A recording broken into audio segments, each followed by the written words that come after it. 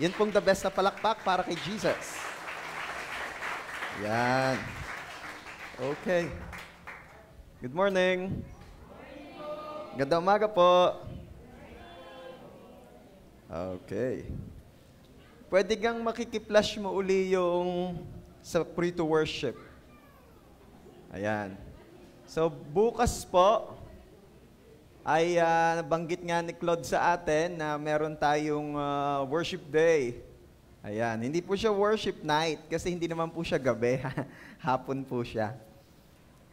Ginawa ko na lang worship day kaysa worship afternoon. Ayan. Free to worship. We all know na sa June 12 po ay araw ng kalayaan. Araw na ipinagdiriwang po natin ang kalayaan ng bansang Pilipinas sa mga mananakop. And we are so blessed kasi dito po sa ating bansa, tayo po ay malayang nakakasamba sa Diyos. Sino po ang nagpapasalamat kay Lord doon? Aba, hindi po lahat ng lugar, hindi po lahat ng bansa ay malaya na sumamba kay Lord. Hindi lahat ng bansa inaalaw ang mga tao to worship God. Kaya pwede ba sabihin mo dyan sa katabi mo, partner? Bukas, we will celebrate God's goodness. Kasi malaya tayong mag-worship. Ayan. So, sama-sama po tayo bukas. I pray, I hope na itong mga nakikita ko po ngayon ay makikita ko rin bukas. Sabi ko po, yung mga nakikita ko ngayon ay makikita ko rin bukas. Kasi tayo po ay sama-samang mag-worship kay Lord. Ayan. Praise God. Pumalakpak ang mga excited na pumunta rin bukas. Ayan. Okay. So once again, free to worship. Sabi nga ni Claude kanina, free po ito. Alangan namang, attend po kayo ng free to worship, registration fee. Free to worship na nga, tas hindi free. Okay. So, tayo po ay magsisimula na ng ating topic for today. Ito po ay continuation ng ating napakahabang series entitled Good Works Cannot Save Us. And actually, ang ating po pag-uusapan na ngayon ay part 4 na. Ayan. Bigyan na kung anong hinihingi. Ano ka hinihingi? Okay. So part 4 na po ito. At konting recap muna tayo para hindi kayo maligaw ng landas. Nung part 1, biyaya po ng Lord, nakita natin na talaga, truly, good works cannot save us. Kaya nga ang sabi sa Efeso chapter... Ay, walang nakakaalala. 4 na linggo na natin pag-uusapan ito. Efeso chapter verses... Ang nakakamakati ang ulo ko sa inyo. Ano nga yung ating main verse? Simula pa noong 3 weeks ago. Chapter 2, verses 8 and 9. Ano ang sabi roon? Hindi ko nilagay sa PowerPoint. Dahil sa biyaya ng Diyos, kayo ay naligtas sa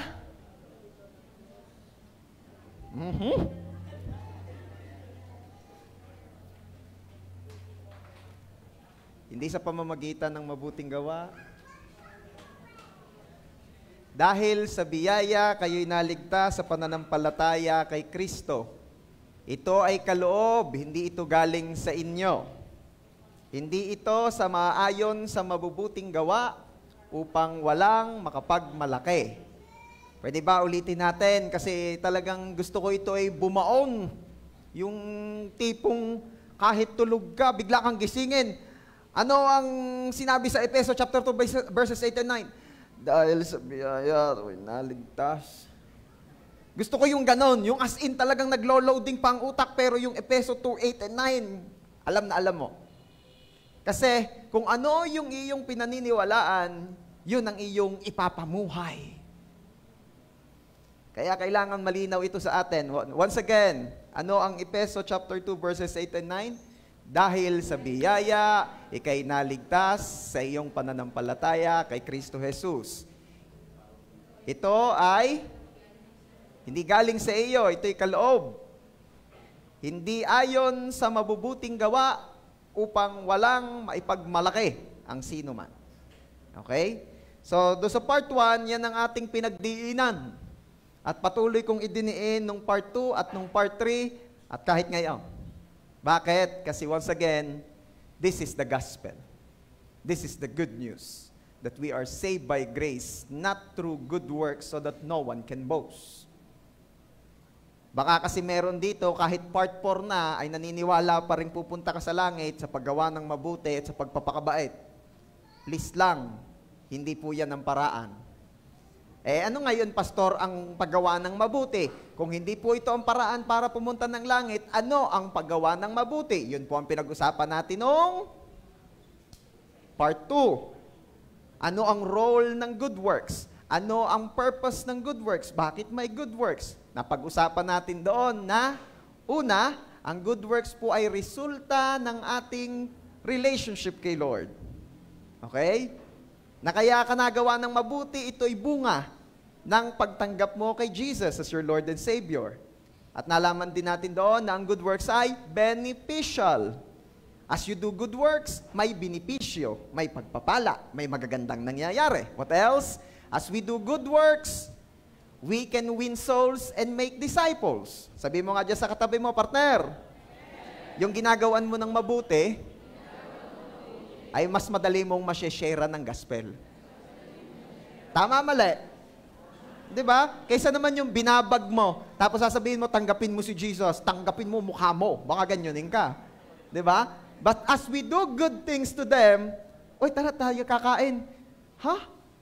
Sigurado ka? Oo, tara, kauntian lang. Tara, sa Kenny Rogers. Aba, at nung nabusog na, syempre feel good yan, saka pinakain mo ng masarap, so yung tao daw po kasi, pag kumain ng masarap, nagbabato po yung utak ng dopamine, and it makes you feel good. Ano?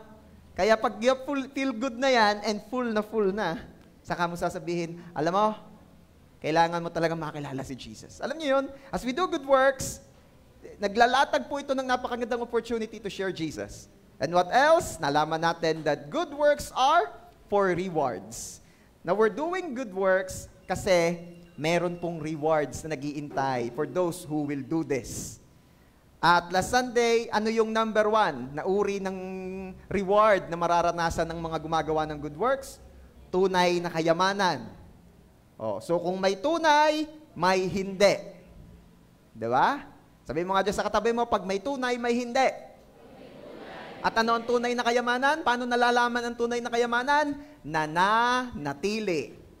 Okay? Yung tipong kahit nasa langit ka na for eternity, ay nandun pa rin. Yun ang tunay na kayamanan. So, ibig sabihin, sa pananaw ni Lord, lahat ng hindi mananatili hanggang eternity ay hindi tunay na kayamanan. Kaya, sabihin mo dyan sa katabi mo, partner, lahat ng hindi mananatili hanggang eternity sa pananaw ni Lord ay hindi tunay na kayamanan. Kahigpit. Nagpunta po kami doon sa uncle ng aking wife kahapon to visit him. At sabi niya, natuwa naman ako Sabi niya, ako'y hindi na para makipagtalo sa aking mga kaputol patungkol sa lupa. Dahil ako'y dumating na hubad at ako ay aalis din sa mundong itong hubad. Wala akong madadala. Bihirang-bihira po kayo makakausap ng gayong maiedad na hindi na siya para makipaggigilan sa lupa. Dahil kadalasan, yung mga magkakapatid, yan ang madalas pinagkakadiskusyonan. Kaya nga yung meron ako nakita sa Facebook, nagsasuggest, ano raw yung magandang palaro sa reunion, agawan ng lupa. Ano magandang palaro daw sa reunion? Agawan ng lupa. Ay, kainaman na. Okay. Ang tuwa ako nung sinabi yun ng aming ninong na yon sa kasal. Sabi niya, hindi na. Sa kahuli-hulihan naman, ilang metro kwadrado rin lang ang kailangan ng tao. Oo nga naman. Wala. Hindi yung tunay na kayamanan. Ay di kinuwento-kwento pa namin, banding pa kami, biyaya ng Lord, marami pa kaming napagkwentuhan. At sa kahuli-hulihan ay nagsigurado ako, pinatanggap ko kay Lord. Alam ko namang yun yung patanggap na ng mga madami kay Lord. Pero sinigurado ko pa rin. Kay Ninong, kaya sumunod sa prayer na ito, hihingi ho tayo ng kutsi kay Lord. Oo. Pinatanggap ko muna kay Lord. Doon sa dulo, sabihin nyo rin po, Lord, sunod naman din ang Ninong, Lord, pahingi pong kutsi. Agikiik na eh. Pahingi pong kutsi. Yan. Hingi din naman siya eh. Ayun po.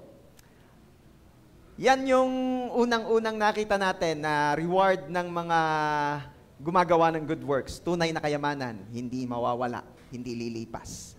Okay. Sa pagpapatuloy po, yan, sinong excited sa namalaman pa yung mga other rewards ng good works? Okay. Pray muna tayo. Lord, marami pong salamat sa umagang ito na biniyayaan niyo po kami ng ganitong klase ng pribilehiyo to worship you, to serve you. Salamat, Lord, sa biyayang makapag-Sunday service. We ask forgiveness sa aming mga kasalanan. Forgive us, O God. Cleanse us with your most precious blood, O Lord Jesus. Thank you, Lord, for the grace of forgiveness. Thank you, Lord Jesus, kasi kayo po ang aming righteousness sa harapan ng Ama. We pray, turuan niyo po kami. Holy Spirit, be with us. Teach us. Dwell upon our needs. We need you. Bless the lips of your servant as I preach your word. Bless the ears and the hearts ng mga makikinig. And we are declaring your complete victory alone in the defeat of the enemy in Jesus' name. Walang ibang mahayag, mataas at makilala, kundi ang tanging pangalan nyo lang po, Lord Jesus. Salamat, Lord, sa biyaya ng joy. Salamat, Lord, sa biyaya ng excitement. Salamat, Lord, sa biyaya ng pusong nag-e-expect sa iyo. Salamat, Ama. To you alone all the glory and honor. Ito po ang aming prayer in Jesus' name. Everybody shout and say, Amen. Praise God. Palakpakan natin si Jesus. Okay. Pagbalik po ng ating Panginoong Jesus, kukunin niya ang kanya. Siyempre tayo yon. At lahat ng naniniwala na nampalataya sa Panginoong Jesus. May relationship, siyempre. Maiiwan ang hindi kanya. Maiiwan yung mga walang relationship kay Lord. Maiiwan yung naniniwala lang pero hindi nananampalataya. Marami akong kilalang ganon. Malamang kayo rin. Naniniwala nga na may Diyos, pero hindi nila tinatanggap si Lord sa buhay nila. Madali mo namang malaman ang naniniwala sa totoong tumanggap kay Lord. Ang naniniwala, wala kayong pagtatalunan kung sino ang Diyos. Tanungin mo yan, sino ang pinaniniwalaan mong Diyos? Si Jesus. Wala kayong pagtatalunan. They believe that Jesus is Lord. They believe in God. No question about it. Paano mo naman nalalaman ang nananampalataya, ang may relasyon sa Diyos? Kapag tinanggap mo ng totohanan si Jesus sa buhay mo, you're just not receiving Jesus as your Savior, kasi yung iba ganun lang ang gusto. They just want to receive Jesus as their Savior. Iligtas mo ako, Lord. You are my Savior. That's all. Pero ayaw nilang maging King si Jesus sa kanilang buhay. So once again, paano mo naman malalaman yung mga sold out kay Lord? Yung mga tumanggap talaga ng totohanan kay Jesus, si Lord na ang may say sa buhay nila. Si Lord na ang nasusunod. It's not the tao anymore na siyang nasusunod at naghahari sa kanyang buhay, but it's Jesus na siyang namumuhay at naghahari na ngayon sa kanya. So that's the difference. So once again, sino po ang babalikan ni Jesus? Yung nananampalataya sa Kanya. Kaya nga, ito rin po ang prerequisite ng grace of salvation. Again, in Efeso chapter 2, verses 8 and 9, ang sabi, tayo'y naligtas sa biyaya, sa pananampalataya kay Kristo. Okay? So, ang grace ay nariyan, matagal nang available, at papaano mo ito mararanasan? By accepting Jesus as your Lord and Savior. Okay? So, hindi siya talaga automatic. Yang regalo, paano mapapasa iyo? Oops. Again, yung regalo, paano mapapasa iyo? Automatic ba? Kapag ka nagbalot ako ng isang item, automatic ba yun ay magiging kay Haji? O kay Demi? O kay Denver? Kailangan ipagkaloob. Okay. The next scenario is this. Kung ibigay ko ito kay Haji, o kay Demi, o kay Denver, yung regalo, automatic ba kanila na yon? Ha? Sino nagsasabing opo? Sino nagsasabing hindi po? Sino nagsasabing Miami? Sino nagsasabing Denver? Denver. Relax na relax si Denver. Dahil may nanalo na. Sa mga hindi nakasama sa life group namin, sorry. Sa mga nakasama nung gabing iyon, alam niyo ang pinag-uusapan namin.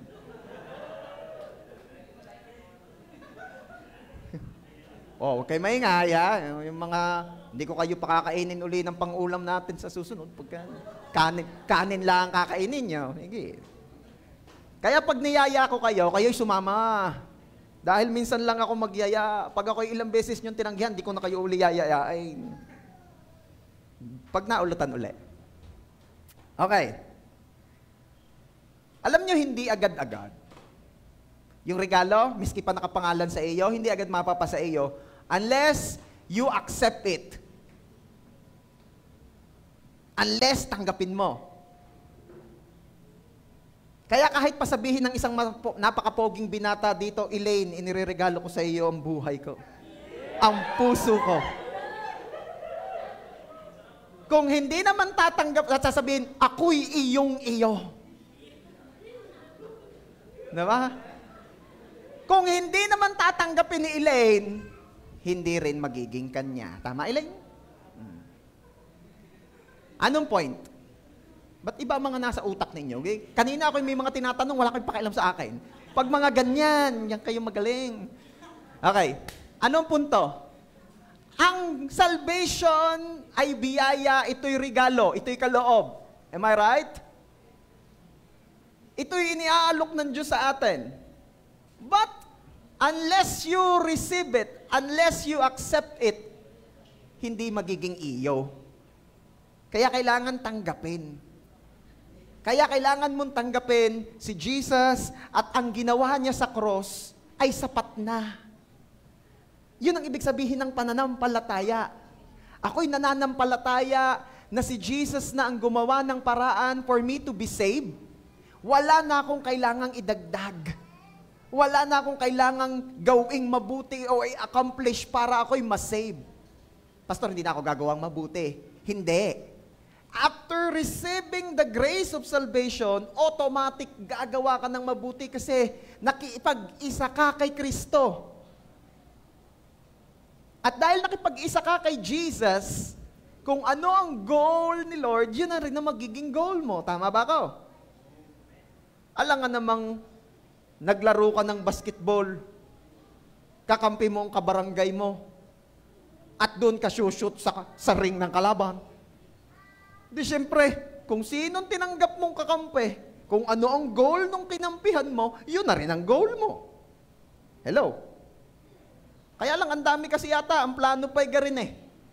Tinanggap si Lord, pero ang agenda ni Lord, ayaw niyang maging agenda, may iba siyang agenda. Teka muna, mahirap yan. Okay.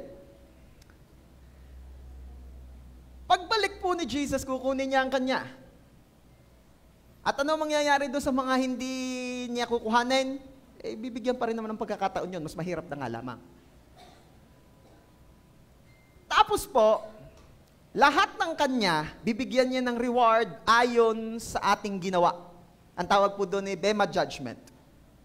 The Bema Judgment, bigayan po yun ng reward. At alam niyo po ba, that time, bagamat saved na, imagine niyo yung pakiramdam ng nandun na tayo sa Bema Judgment. Imagine niyo yun. Yung hindi ka na mapupunta ng hell. Yung Sure na sure ka na kasi talagang magkakasama na tayo. Magkakasama na tayo, kasama na natin si Lord. Sure na sure ka na hindi ka na pupunta sa hell. Anong feeling? Ay, salamat. Sa wakas, wala nang pangamba. Pero dapat talaga pala habang nasa lupa pa, wala ka ng pangamba. Because you accepted Jesus. Alam nyo ba that time ay magkakaroon daw ng napakatinding? Sino nagsasabing kagalakan? Sino naman na nagsasabing iyakan? Tay, pastor, iyakan, nasa langit na, iyakan pa. Life group nga namin, pag may problema ron, iyakan na lang, iyakan. Sabay mamaya, tawanan eh. Ano gan tawag doon? Church, pagdating na po ng time na yon, magkakaroon ng matinding iyakan. I-save na? Nagkaiyakan pa? Kasi ito ho ang mangyayari, isa sa mangyayari. 1 Corinthians chapter 3 verse 15, kung ang gawa ng sino man ay masunog, malulugi siya. Gayunman, maliligtas siya, ngunit tulad ng dumaan sa apoy. Ano ibig sabihin nito? Sa Bema Judgment po, titingnan po doon lahat ng iyong ginawa.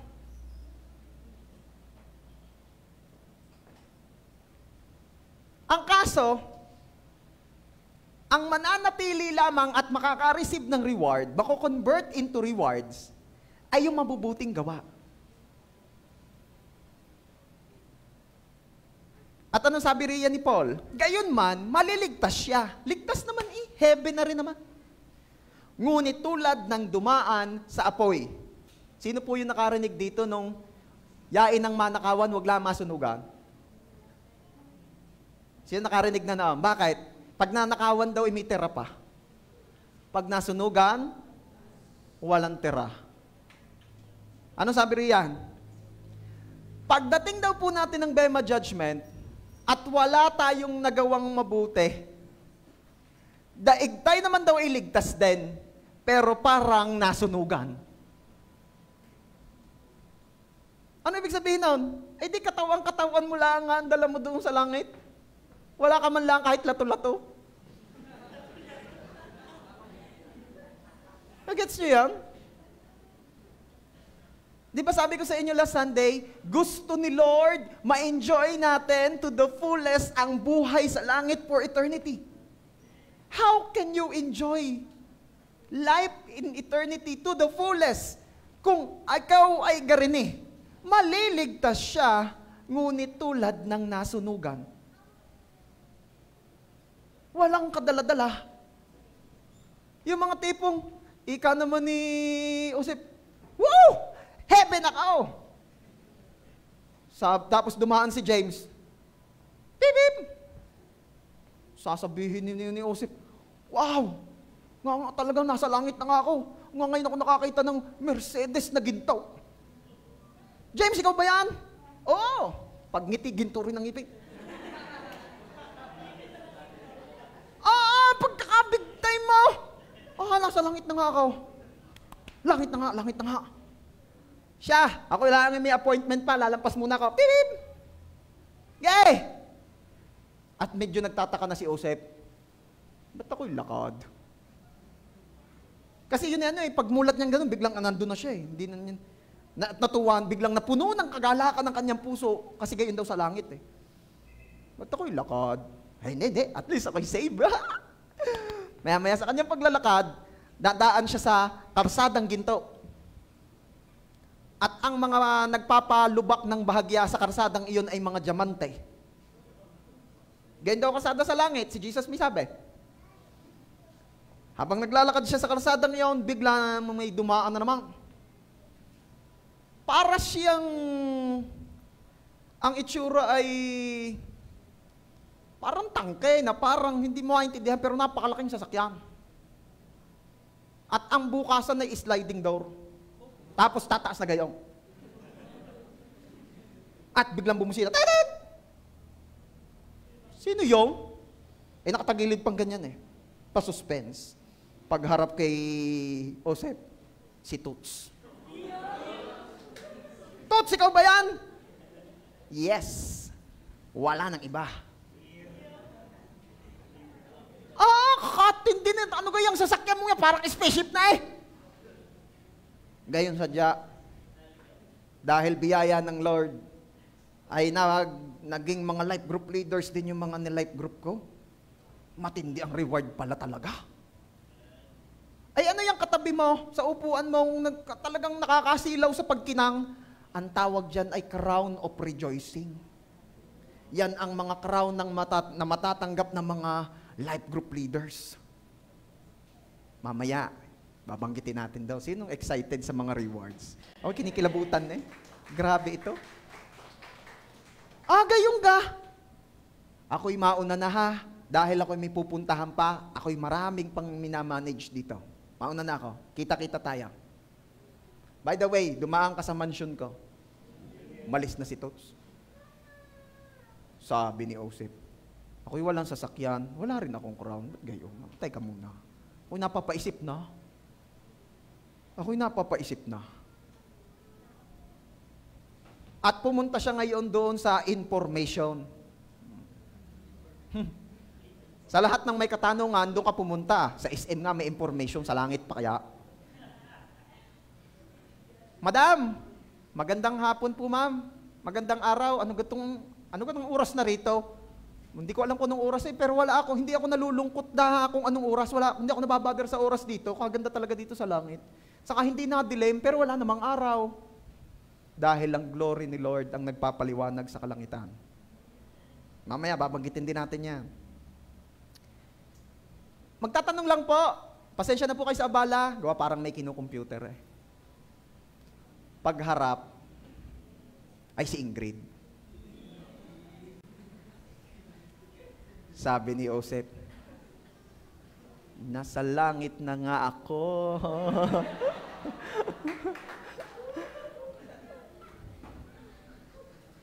Heaven, nasa heaven ako. Ay, tunay naman. Akala ko ay Miss Angel pala. Talaga naman, sasabihin naman ni Ingrid, hanggang langit, bolero pa rin. Waipik. Sa lupa nga, waipik na, sa langit pa. Ay ano ang iyong kailangan? Sasabihin naman ni Osip, ay si Ingrid nga, pagkakabatanggin niya. Ako'y nagtataka. Nakita ko si James, naka-Mercedes na ginto, pati ngipin ginto.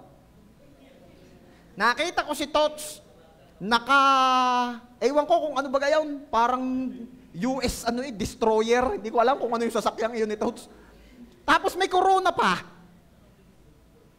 Ano nangyayari? Ba't ako'y wala man lang kahit lataw-lataw?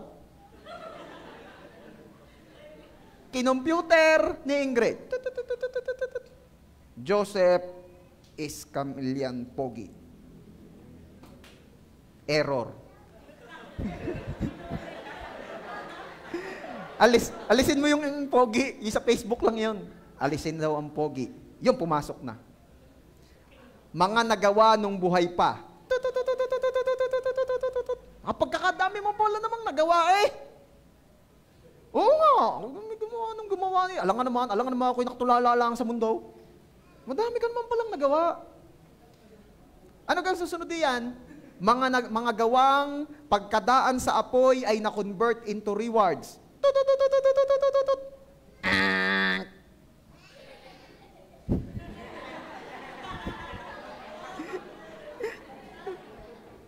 Wala. Brother. Ay, wala eh. Ano ka pinaggagawa mo? Di ko na nga masyadong maalala eh. Reviewin mo nga sa record. Ano ka mga ginawa ko? Ano ka nga nakalagay? Din ay nag-ML. Ano pa? Nang chicks. Ano pa? Nag-basketball. Ano pa? Nanood ng Dabarkads. Ano pa? Nag-Netflix pero hindi nabayad. Ay wala ka naman. Ano kang ginawa mong ito? Bakit? Masasama gayong ginawa kong yun? Hindi naman masama yun ah. Hindi nga masama. Kaya lang hindi rin gayong kabuti. Hindi ko alam. Sayang. Ay paano ako ngayon? Hanggang kailan ka tayo dito sa langit? Sabi ni Ingrid, for eternity. Wala na gang pwedeng gawin ako. Baka naman pwede akong gumawa ng good deeds dito sa langit. Kahit man lang lato-lato, may mapaglibangan ako. Wala nang bawian. Ang rewards mo ay nakabase sa ginawa mo sa lupa. Wala nang habol sa langit. At umiyak na si Joseph. Ikaw, kahit ikaw, hindi pwedeng ikaw reward ko. Hindi. Ang reward ay ayon sa ginawa sa lupa. Ay, hindi tinigang. Sasabihin naman ni Ingrid kasi may nanalo na. Sino yon? Sino yon? Sabihin mo sa akin. Gusto ko malaman. Sino yon? Sino yon? At biglang may yumuyog-yog kay Joseph. Joseph!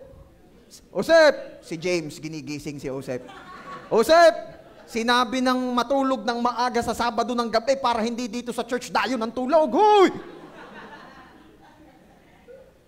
At nagising si Joseph at nagpasalamat kay Lord. Thank you, Lord.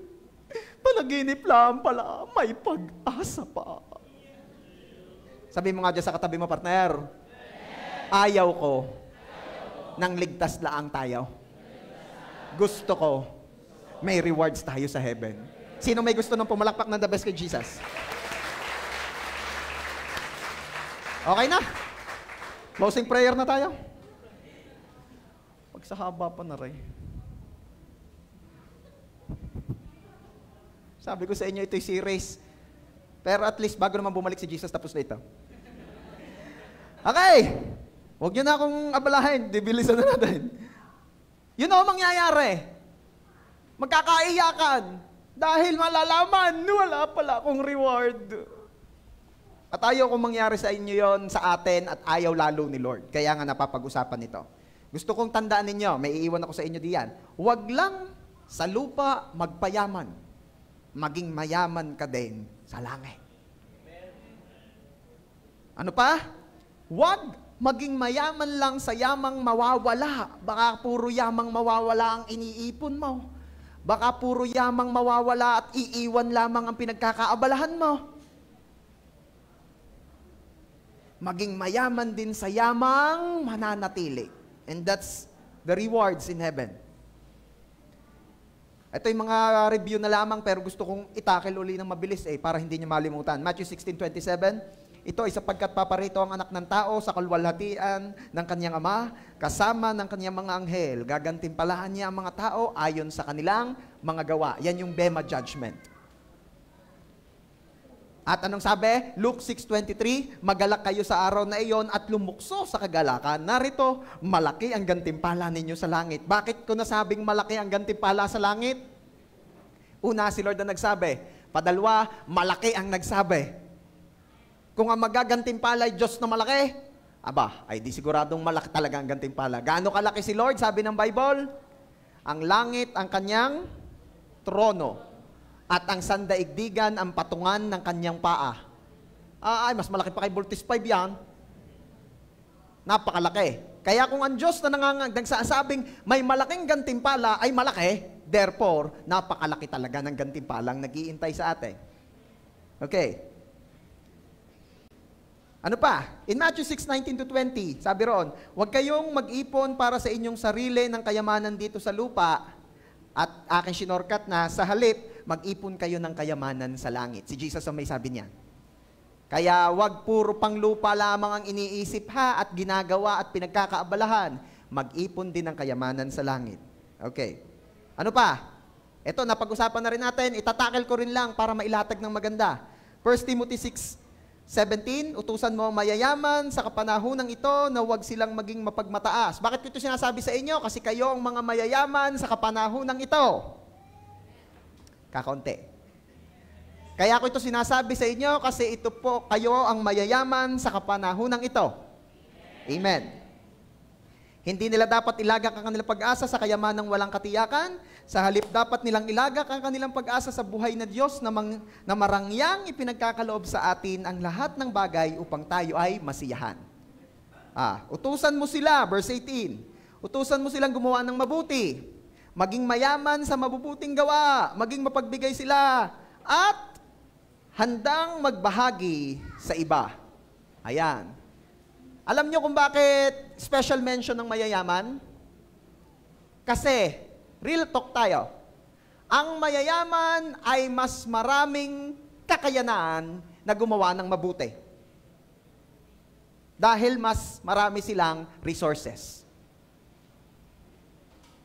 Kaya ang prayer ko na habang tayo ay patuloy na pinayayaman ni Lord sa mabubuting bagay, sino may gusto nun?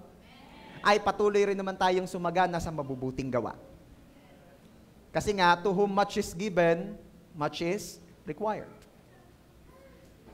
Kaya nga sabi sa Spider-Man, great power comes, great responsibility. Kaya the more kang pinasasagana ni Lord, the more ka rin dapat sumasagana sa mabubuting gawa. Bakit ito pinapaalala? Kasi baka naghahari ka lamang sa mundo at nag-e-expect kang naghahari ka rin sa langit. Baka napakayaman mo doon at doon niya ka rito sa lupa at baka nag-e-expect kang gayon din sa langit. Okay. Sa langit po ay merong napakatibay at napakatuwid na hustisya. Ano ibig sabihin nun? Si Lord na kasi ang naroon, kasama natin doon, si Lord ang judge. God is the God of order, kaya may kaayusan. Kaayusan ayon sa Diyos. Kaya don't ever think, na pagdating mo sa langit ay pantay-pantay kasi may kaayusan.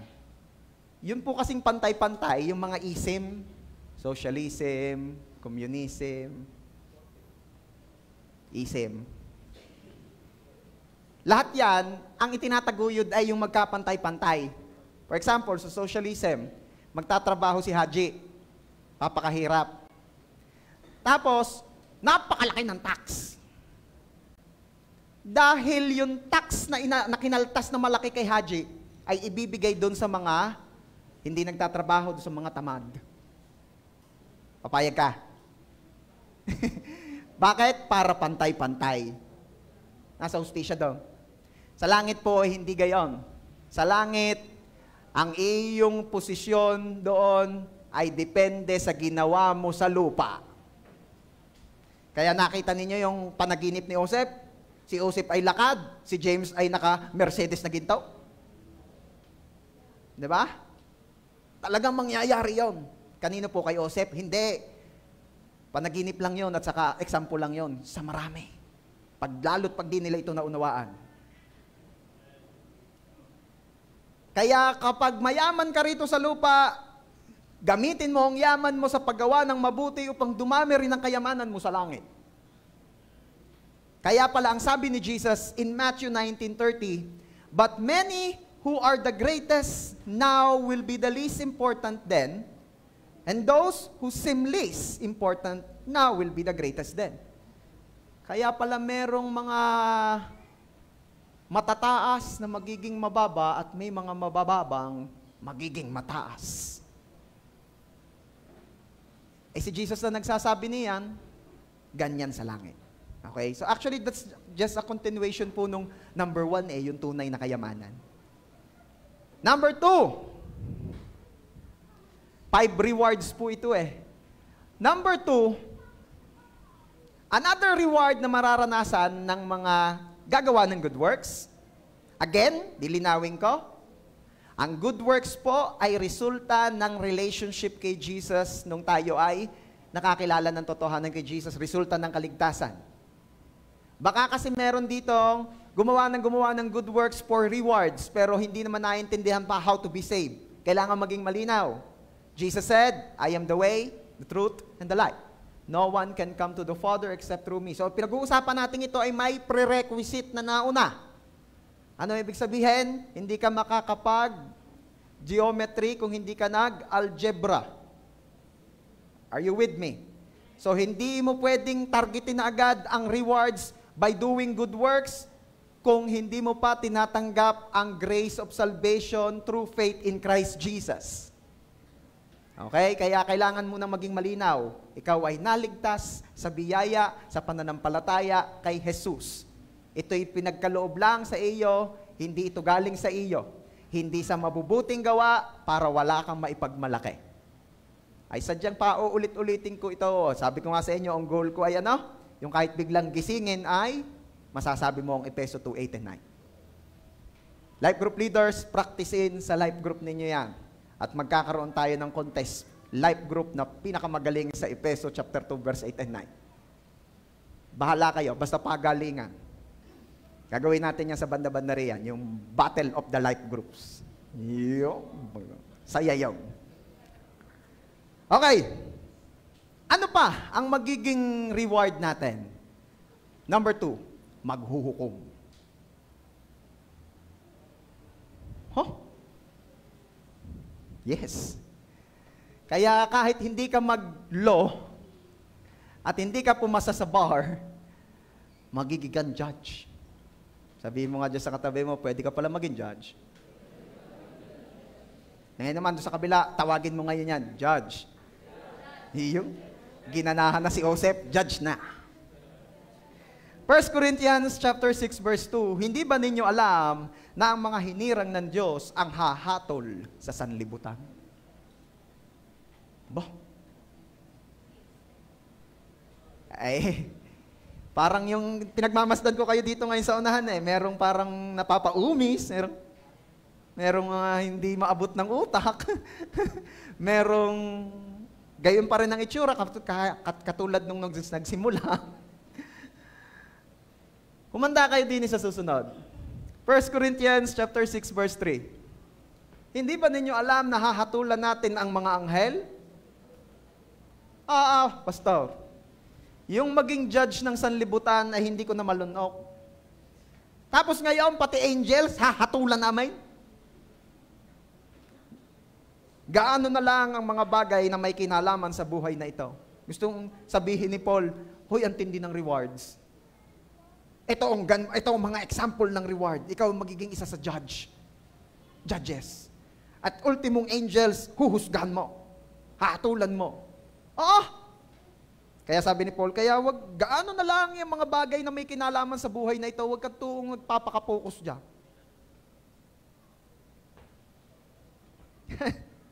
Tahimik kayo, J.A.1 San Jose na. Hindi ganun na ninyo ma-about.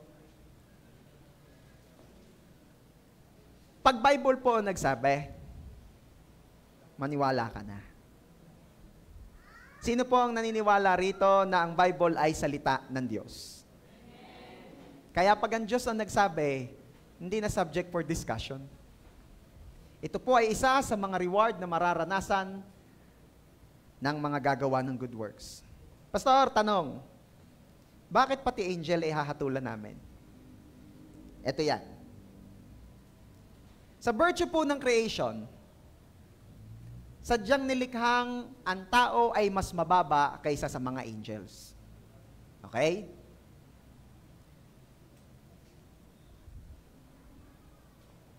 Pero nung tinanggap po natin si Jesus as our Lord and Savior, nagbago ang ranking. Ito po kasi ang ranking. Original ranking. God, angels. God, angels, tao. Nung nagkasala po si Lucifer at may mga sumama pa sa kanyang mga anghel na nagrebelde, nagbago uli ang ranking. Ito na ang ranking. God, angels, demons, tao. Nung namatay po si Jesus sa cross at niligtas niya sa tiyak na kapahamakan ng mga tao, nagbago uli ang ranking. Ano na ranking? God, lahat ng tumanggap kay Jesus, angels, demons, mga hindi pa natanggap kay Jesus. Layo pala ng iyong ranking doon sa mga hindi pa natanggap kay Jesus. Pwede kang kamayan mo yung katabi mo, sabi mo, layo na pala. Akala ninyo'y pareho lang. Oo, pastor, pareho lang mo nakakain ng kanin. Pareho lang. Hindi. Ito'y magandang mga bagay na napapag-usapan para naunawaan mo, ang layo mo na. Hindi ka na dapat nabalik. Okay. Ngayon, under mo na ang angels. Pastor, ano po ang hahatulan namin sa angels? Ang angels po ay isinend, nilikha ni Lord at isinend sa mga mananampalataya para mag-minister. Sabihin mo nga, mag-minister. Ano ibig sabihin nun? Tumulong, mag-deliver ng mga answered prayer, ingatan ka, tulungan ka, samahan ka. Yun ang duty ng angels.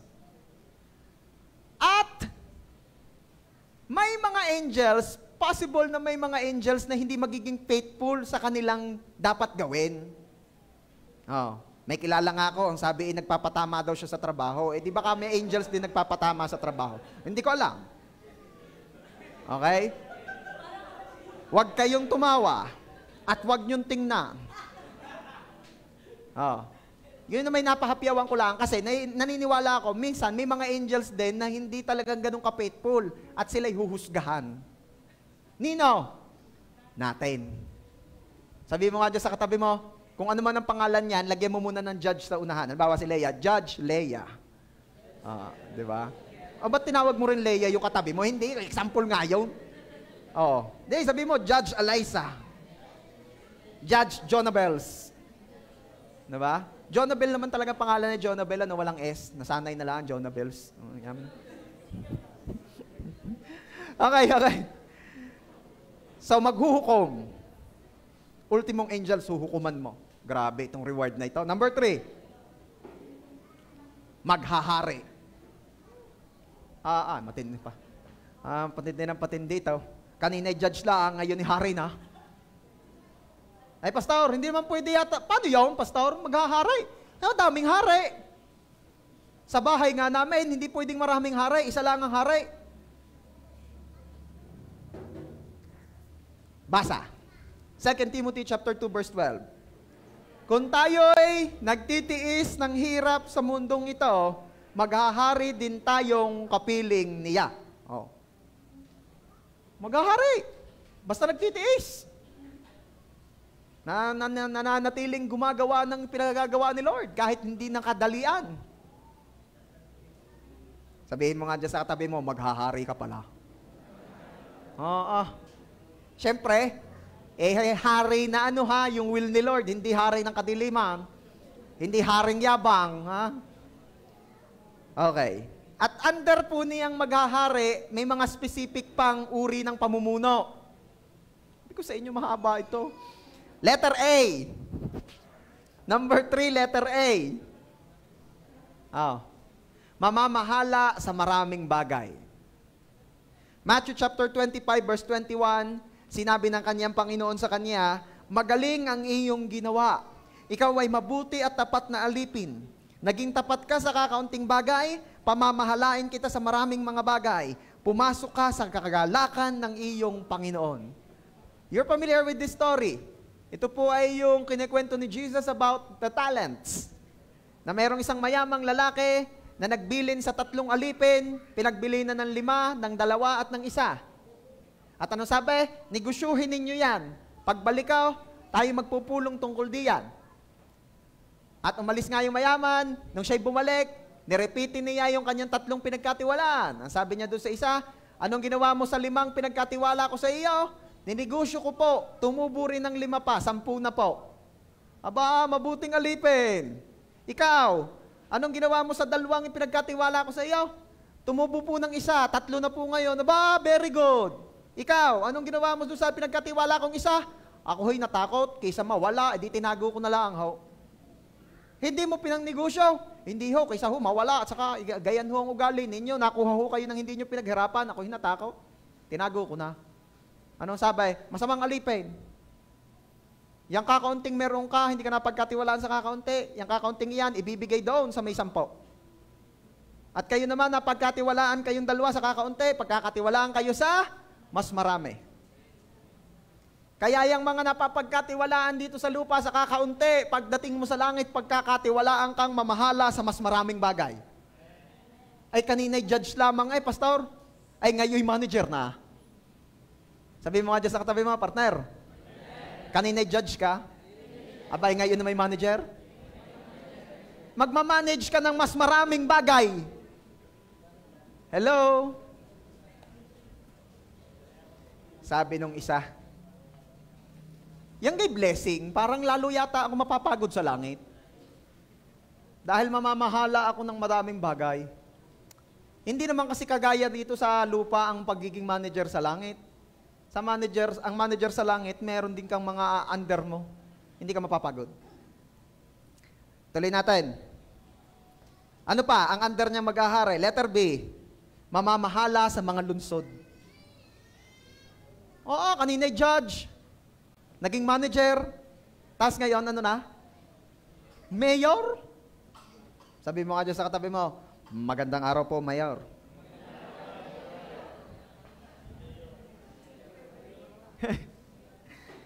Sabi nung isa, blessing kaya, reward ka talaga yan, kahirap kaya ng mayor, yung dami kaya niyang inaasikaso, ang dami kaya niyang pinangangasiwaan. Alam nyo, yung iba rito, pag sinabi gusto mo mag-mayor, sasabihin mo ayaw. Sino yung ayaw mag-mayor dito sa lupa? Ako, ayaw ko. Sino gusto maging mayor dito sa lupa? Aba, lahat ay may hinahangad. Mga mukhang lahat ay may minimit. Tatanungin ko ulit kayo ha, sino rito yung gustong maging mayor dito sa mundo? Mayor dito sa lupa, taas ang kamay. Sinong ayaw? Yun. Baba na. Bakit ayaw mo? Ayaw ko ng responsibilidad. Ayaw ko ng sakit ng ulo. Ayaw ko ng gastos. Ayaw ko ng sa kampanyahan. Dahil pag hindi ako bumarek, hindi ako iboboto ng magbabarek. Diga? Kaya ayaw mo. Paano kung halimbawang ipatawag ka ni Marcos, ni President Marcos, at sabihin, Pat, nakita kong ikaw ay mabuting tao. Kaya sa susunod na halalang pambayan sa San Jose, wala nang eleksyon, ikaw na ilalagay kong mayor. Ano kaya sasabihin ni Pat? Wala na pong eleksyon, wala na akong gagastusin, hindi na ako babarek. Hindi na. Oo, ikaw ay ina-assign ko na. Tatanggapin mo? Tatanggapin yun yan. Bakit? Wala na eh, binigay na lang. Alam niyo po, sa langit, ang pamamahala mo sa mga lunsod ay bigay lang. Reward. Grabe ito. Basahin natin. Luke 19:17. Sinabi niya sa kaniya, magaling ang iyong ginawa, ikaw na mabuting alipin. Dahil naging matapat ka sa napakaliit, mamamahala ka sa 10 lunsod. Ilan po ang nasasakupang bayan ng isang mayor? Siyempre, isa. Hindi pwedeng ang mayor ng Garcia ay mayor din ng Rosario at mayor din ng San Jose. Kakagulo yan. Isang bayan lamang sa isang mayor. Ano sabi ni Lord Diang? Yun daw na pagkatiwalaan ay mamamahala ng 10 lungsod. Ay, mayor ng 10 cities. Verse 19. Sinabi rin niya sa isang ito, mamamahala ka sa 5 lungsod. Oo. Sino nagsasabi ka niyan? Si Jesus ang nagsasabi niyan eh. Okay. Letter C. Under pa rin ng maghahari. Mamamahala sa mga bansa. Ay, talagang pahigpit na ng pahigpit ito. Sabihin mo nga dyan sa katabi mo, partner, nagsimula ka sa judge. Tapos naging manager. Tapos naging mayor. Ay, itong kasunod matindi na, presidente na. Sabihin mo nga dyan sa katabi mo, magandang araw po, President. Kanina may naririnig ako din sa unay, ayaw ng mayor, gusto tayo presidente, iyan na. Revelations chapter 2 verse 26. Ang magtatagumpay, makinig sa gusto maging presidente. Ang magtatagumpay at ang tutupad ng aking mga gawa hanggang sa wakas ay bibigyan ko ng kapamahalaan sa mga bansa. Ano daw?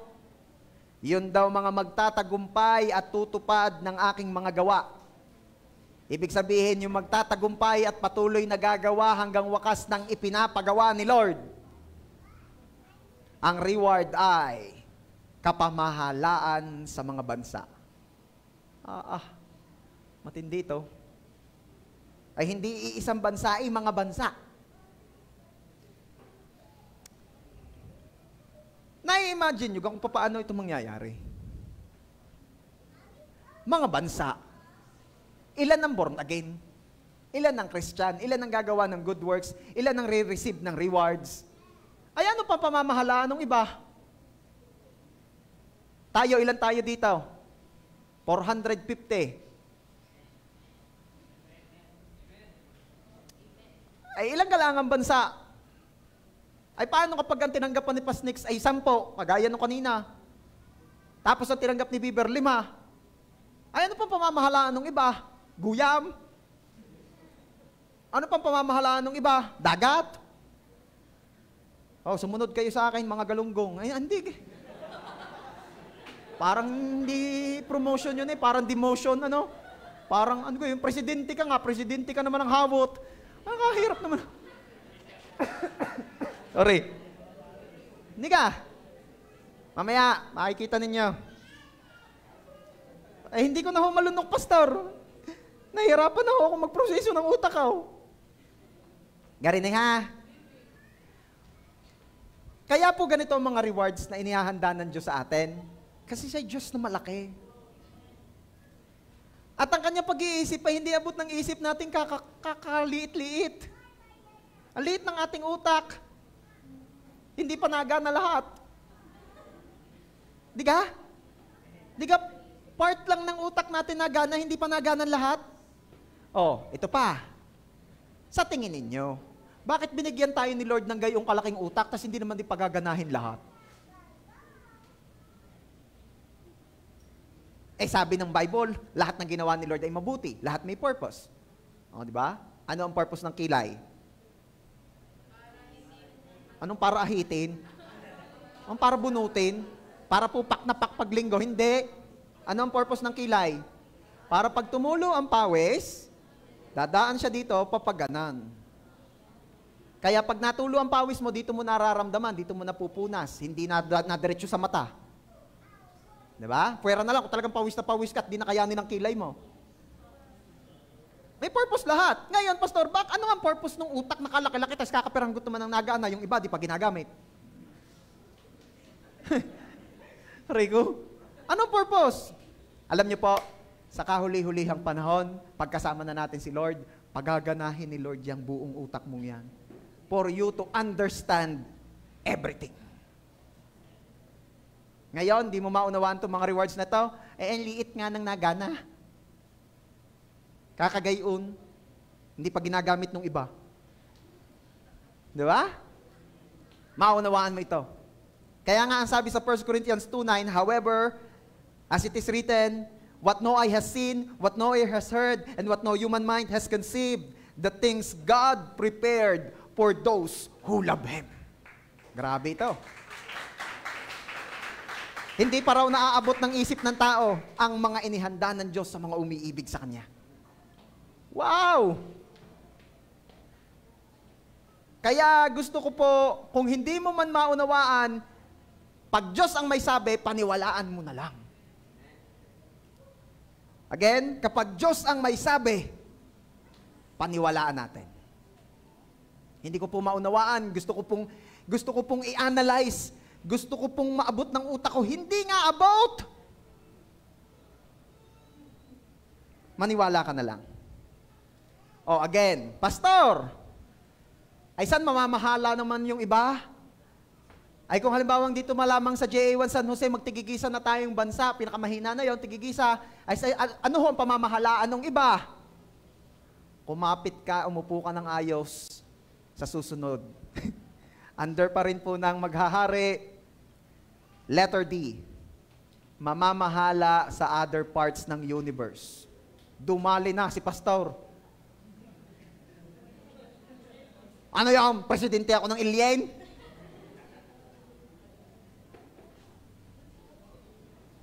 May alien ka talaga? Alam niyo, ang pinaniniwalaan ko po ay kung ano ang nakalagay sa Bible.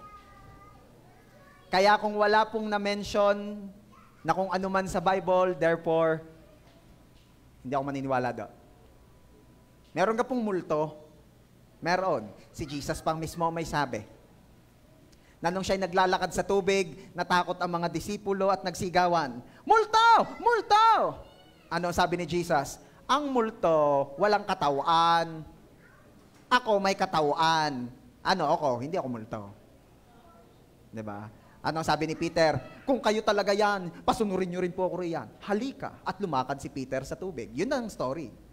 Oh. Therefore, naniniwala akong may multo. Kasi si Jesus mismo ang may sabi, in-explain pa niya, dinefine pa niya what is multo. Jesus, define multo, walang katawan. Diba? Alien, nakakita na kaya? Nakita natin sa Bible, wala. So, walang alien. Ay, pastor, ay nung imamanage sa ibang bansa, sa ibang planeta. O, di tao din. Lilipat doon. Wala nang mapuntahan dito eh. Maghahari doon. Sino nga yung napakayaman na inventor?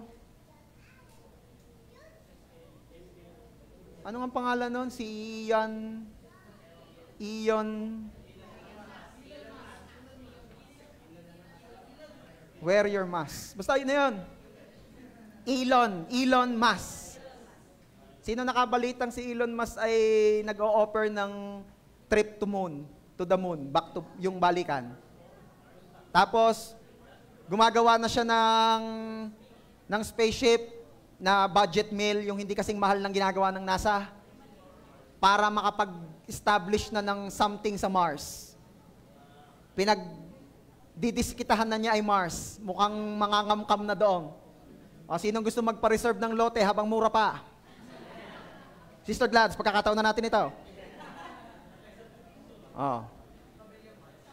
Banggitin kay boss para bilhin na niya lahat ng lupa doon. Uy, hindi ako nagbibiro. Baka may mga nakabalita na sa inyo.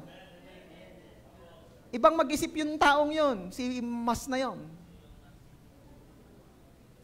Bakit sa tingin ninyo ang tao, nasa DNA na natin yung to rule? Sino nakapansin na nasa DNA natin, innate, nasa atin na natural, nung pagkalikha sa atin, lagi tayong mayroong urge, may desire to rule. Sino rito yung nagtrabaho ka at talagang ang pangarap mo sa kumpanyang yon, ikaw ay manatili sa pinakamababang posisyon? Wala. Talagang ikaw ay babago-bago pa lang, gusto mo na agad ma-promote. Day 1 pa lamang gusto ko maging manager din day 1 pa lang yun. Nag-a-apply ka pa lamang. What is your dream in this company? Ang pangarap ko po ay palitan po kayo sa posisyon ninyo. Ay matindi.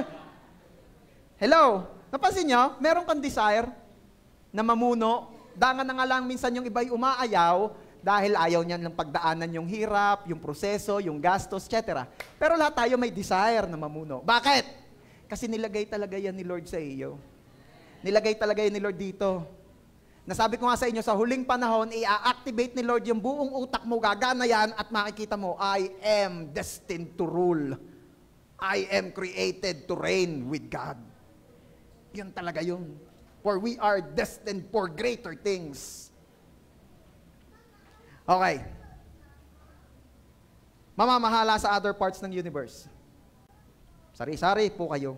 Tingnan ninyo ang sabi ng Bible. Revelation chapter 2, verse 28. Si Jesus po may sabi niyan, ibinibigay ko ito kung paanong ibinibigay ito sa akin ng Ama. Ibibigay ko rin sa mga magtatagumpay ang bituin sa umaga. Ano sa English yan? And I will give to them the morning star. Ano ba yung morning star? Kasi nung bata ako, sorry ha, pero ang alam ko talaga sa morning star, muta. May morning star ka pa, anak. Ano ba yung morning star? Sa science po, ang tinatawag pong morning star is the planet Venus. Kaya kapag medyo maaga-aga pa, mapapansin mo, meron agad isang mapakaliwanag na parang tala doon. Hindi po tala yon, Venus po yun. Kaya kahit medyo maaga-aga pa, may maliwanag na isa doon. Kaya ang tawag doon morning star. Maliwanag pa, siya ay nagliliwanag na. Venus po yun. Pastor, baka naman po yung sinasabi ni Lord diyan sa verse na yan ay symbolical. Pwede? Kasi nga naman, bakit nung mga unang panahon, pag nanliligaw, Ingrid, ibibigay ko sa iyo ang mga tala sa langit. Kahit ang buwan, ibibigay ko sa iyo. Oh. At dati, talab na talab sang mga girls yon, kinikilig. Kahit alam namang hindi mangyayari. 'Di ba? So, maaaring ano lang daw yan, symbolical. Church, ang nagsasabi po ng verse na ito ngayon ay hindi lamang yung manliligaw na nambubula. Ang nagsasabi po ay yung may-ari talaga ng morning star. So wag mo laging iisipin, baka naman symbolical lang. Kaya ni Lord gawin itong literal. Ano ibig sabihin? Ay kung kayang i-reward ni Lord ang Venus, hindi ibig sabihin wala nang problema yung mga nag-iisip kanina kung ay yung iba itig sa 10 bansa, ano pang pamamahalaan ng iba? Ay kami sa life group namin ni 5, magtigli 5 na lang kami, di 25 na. Ano pang pamamahalaan ng iba? Ang dami pang na born again, ang dami pang gumagawa ng good works na tatanggap ng reward. Huwag niyo pong kalilimutan, napakarami pa pong galaxies. At bawat stars ay isang galaxy. Ganyong karami. Church, lahat ng nilikha ng Diyos ay may purpose. At huwag mo nga akalaing para lang lumiwanag sa gabi ang mga stars sa universe. Lahat may purpose. They are all waiting lamang sa mga maghahari sa kanilang mga lugar na iyon. At yun ay parte ng mga rewards na ipagkakaloob ni Lord sa atin. Alam niyo kung ba't ganyan mag-isip si Lord? Simula pa lamang nang nakikipagrelasyon ng Diyos sa tao, iba na agad ang utak ng Diyos. Ano ang sabi niya kay Abraham? Pararamihin ko ang anak mo. Ikaw ay magiging ama ng mga nasyon. Ay, sa dami kong naririnig na natatanong ko, ilan ang gusto mong maging anak? Ay, yung kataasan ni 2, 3. May nakausap ka nagang, ilan ang gusto mong anak? Isang nasyon. Mga Kristiyano, dami-damihe ang isip. Huwag masyadong limited. At ano sabi ni Lord kay Abraham? Pararamihin ko ang iyong lahi na sindami ng bituin sa langit, sindami ng buhangin sa dalampasigan. Di kayo sasabihin ng iba, si Lord ay makata, si Lord ay symbolic magsalita. Hindi. Ganon talagang mag-isip si Lord dahil siya'y Diyos. Ang Diyos na malaki, pag nag-isip ng maliit, hindi nagko-complement sa kanyang size. Hello? Naalala niyo yung aking example sa inyo last week? Yung 7-footer, nakakita ng 4 feet. At sasabihin, kala ko malalakihan ka kaya ang 7-footer sa 4 feet. Di kayo hindi, ang sasabihin, kakiyot. Aray na sentro nyo. Di ba? Hindi siya malalakihan sa maliit. Malalakihan siya kapag malaki din nga. Kaya gayang mag-isip si Lord. Ang sabi ko sa inyo, bago natin simulan ng series na ito, lulundag ka sa tuwa dahil malaki ang gantimpala.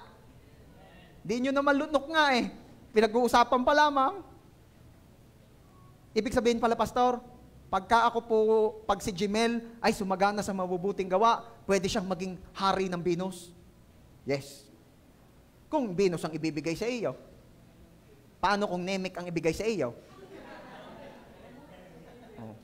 O kaya pwede pala pagka sumagana ako sa mabuting gawa, ay magiging hari rin ng isang planeta si Rekrek. Ano po kayang planeta ang paghaharian ni Rekrek? Hindi ko alam. Depende kung ano ibibigay ni Lord. Vegeto. Hindi ko alam. Basta madami yun. Huwag ka nang mamroblema sa paghaharian dahil napakadami, inihanda na ni Lord noong pamanguna. ang mga nagagalak sa rewards. Palakpakan natin ang the best of Jesus.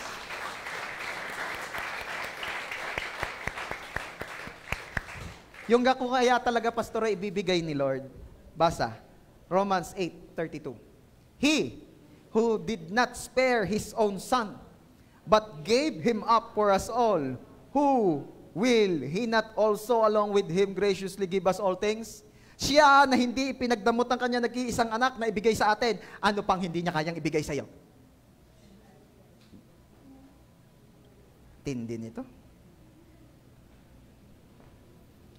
At dahil naririnig na natin ang mga messages na ito, ano ang dapat natin gawin? Ito po ang bilin ng author ng Hebrews. Hebrews chapter 2 verse 1, kaya nga, dapat lalo nating panghawakang mabuti ang mga narinig natin upang hindi tayo maligaw. Yan ang bilin. At kung lalakdaw tayo, sa other verses pa riyan, sa mga susunod na verses, makikita ninyo may reward pa rin tinutukoy riyan. Verse 5, hindi sa mga anghel ipinamahala ng Diyos ang daigdig na kanyang lilikhain, ang daigdig na aming tinutukoy. Verse 6, sa halip ay ganito ang sinasabi ayon sa isang bahagi ng kasulatan. Ano ba ang tao upang iyong pahalagahan? O ang anak ng tao upang iyong pangalagaan? Who are them that you are mindful of them? Sino kaya nagsasalita that time? It's the angels asking the Lord, Lord, sino yung mga tao that you are mindful of them? Sino ang mga tao that you are so concerned about them? Remember, ang mga anghel nagkasala, walang Diyos na namatay for them. Nung nagkasala si Lucifer, sumama sa pagre-rebelde niya yung iba pang anghel, nagkasala sila, ibinagsak sila dito sa lupa. Kaya wag kang papayag na sasabihan kang ikaw ay hulog ng langit, dahil ang inihulog lang ng langit ay demonyo. Ha? Yung may natulungan ka, sasabihin mo, utoy, salamat, hulog ka talaga ng langit. Ay, inay, iba na lang ang sabihin ninyo, wag gayo. Okay, bigay ka ni Lord. God gave me you. Okay. Kasi naman, kaya natagal eh. Sabi ng mga angels, anong meron ang tao na napakahalaga nila sa inyo, Lord? Nung may nagkasalang anghel, walang namatay na Diyos para sa mga anghel. Nung ang tao nagkasala, nagpakababa-baba pa sa mundo ang anak ng Diyos at namatay para sa kanila. Grabe. Tapos ngayon, ano sinasabi ng author ng Hebrews? Hindi daw mga angels ang mamamahala. Sino mamamahala? Mga tao. Mga taong tatanggap ng rewards. Verse 7, sandaling panahon siya'y ginawa mong mas mababa kaysa mga anghel. Oh, naalala nyo yung hierarchy? Yung patas? Sandaling panahon na ginawa mong mas mababa ang tao sa anghel. Pero pinuspos mo siya ng dangal at ng luwalhati, ginawa mo siyang tagapamahala ng lahat ng iyong nilikha. You see? And on verse 8, ano sabi riyan? At ipinasakop mo sa kanyang kapangyarihan ang lahat ng bagay. Oh, Kristiyano, na tumanggap kay Kristo bilang kanyang Diyos Panginoon, tagapagligtas at sumasagana sa mabubuting gawa, this is your reward. That you will rule and reign kasama ni Kristo Jesus. Ang tindi nito. Wala na akong oras. Kaya, itutuloy ko na lamang, may dalawa pang rewards. Pero pasisilip ko sa inyo yung number 4. At dyan tayo magsisimula next Sunday. Number 4 reward ay crowns.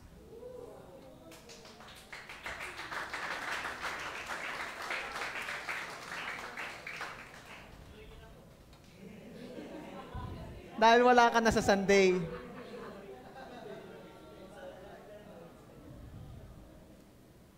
Magagaruti na ako.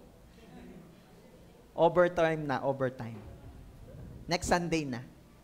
Pastor, bakit kayamanan o bakit reward ang crowns? Kasi ang crown po, kasi sa heaven, makinig, last na, pahabol na lang. Bakit reward na maganda ang crowns? Sa heaven po, sabi ko nga sa inyo, hindi pantay-pantay. Ultimong closeness kay God, hindi rin pantay-pantay.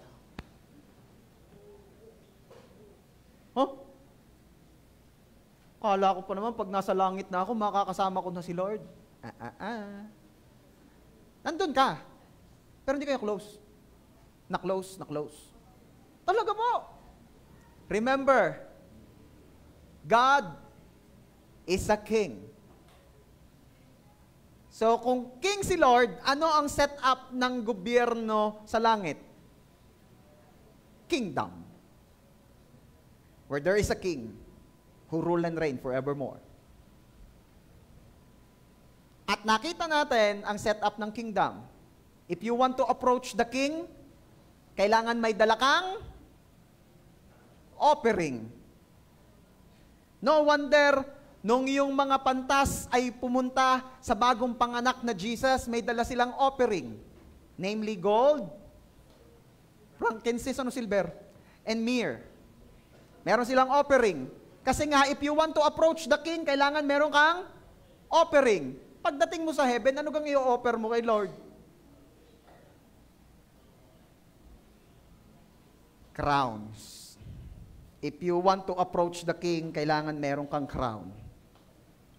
Hindi ka makakalapit, church, pag wala kang crown. Kaya nga sabi doon sa kanta, all the elders cast their crown, singing, you are worthy of it all. Revelation kasi yon, yung lyrics na yun. Next Sunday ko na itutuloy, ha? Biten. Mas gusto ko kayo biten. Palakpakan natin si Lord. Let's pray. Lord, grabe. Sobrang tindi pala po ng mga rewards na nag-aantay sa amin. Help us and bless us to faithfully do your will. Help us and bless us na patuloy na sumagana sa mabubuting gawa na magbibigay ng kapurihan lalo sa iyong pangalan. Thank you so much, Father. This we pray in Jesus' name. Amen. God bless you.